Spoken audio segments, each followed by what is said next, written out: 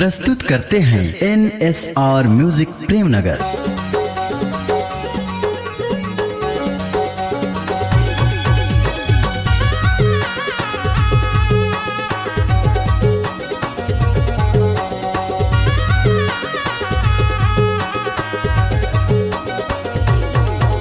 मोर भौजी हो तोर बाहिन सबले सुंदर, हे मोर भौजी हो तोर बाहिन सबले झकास। हे मोर दीदी हो तोर देवर सबले स्मार्ट, हे मोर दीदी हो तोर देवर सबले झकास। तोर बाहिन सबले सुंदर, भौजी हो तोर बाहिन सबले झकास। हे मोर दीदी हो तोर देवर सबले स्मार्ट, हे मोर दीदी हो तोर देवर सबले झकास। हे मोर भौजी हो तोर बाहिन सबले सुंदर, हे मोर भौजी हो तोर बाहिन सबले झकास।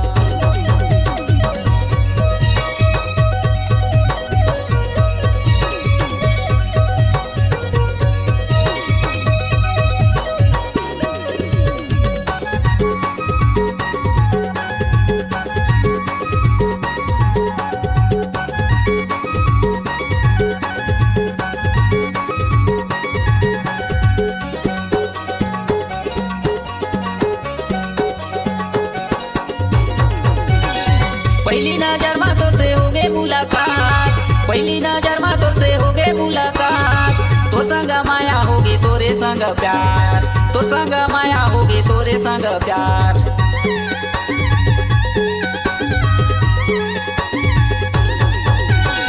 कैसे बताऊं तेहर हवस दिलेदार, कैसे बताऊं तेहर हवस दिलेदार।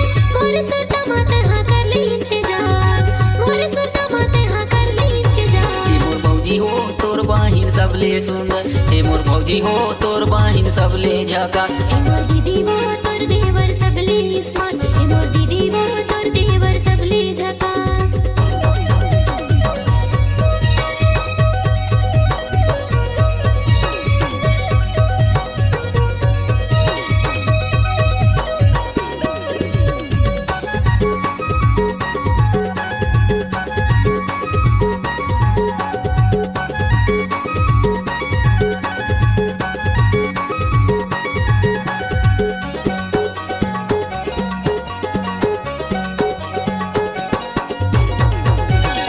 आँखें नसीली और होंठे रसीली, आँखें नसीली और होंठे रसीली। फूले फूले गाल तोर दिखेला सुंदरी, फूले फूले गाल तोर दिखेला सुंदरी।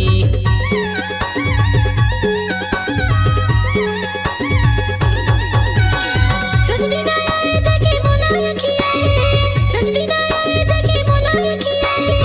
धीरे से इशारा माँ बोला तू बाला है, धीरे से इशारा माँ बोला तू बाला है। हे मोर भौजी हो तोर बाहिन सबले सुंदर, हे मोर भौजी हो तोर बाहिन सबले झकास। हे मोर दीदी हो तोर देवर सबले स्मार्ट, हे मोर दीदी हो तोर देवर सबले झकास।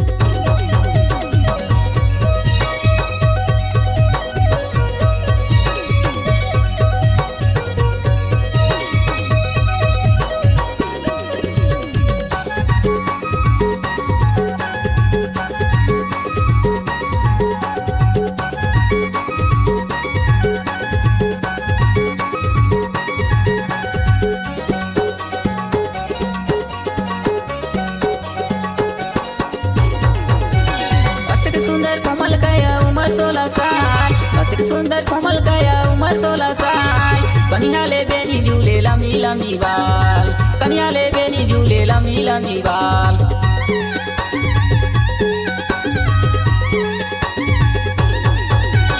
अतिक सुंदर मोर जवानी उम्र 16 साल, अतिक सुंदर मोर जवानी उम्र 16 साल।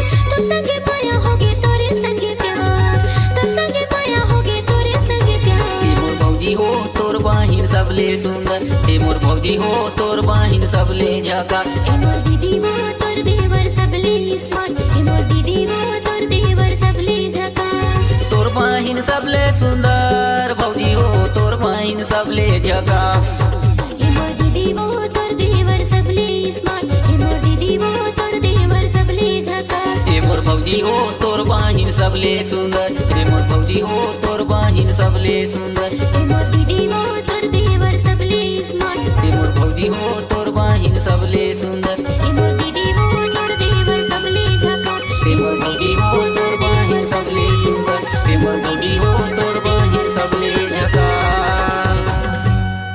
अगर आपकी आवाज में है जान तो हम देंगे आपको नई पहचान। तो चले आइए NSR music audio video studio Premnagar, जिला सूरजपुर।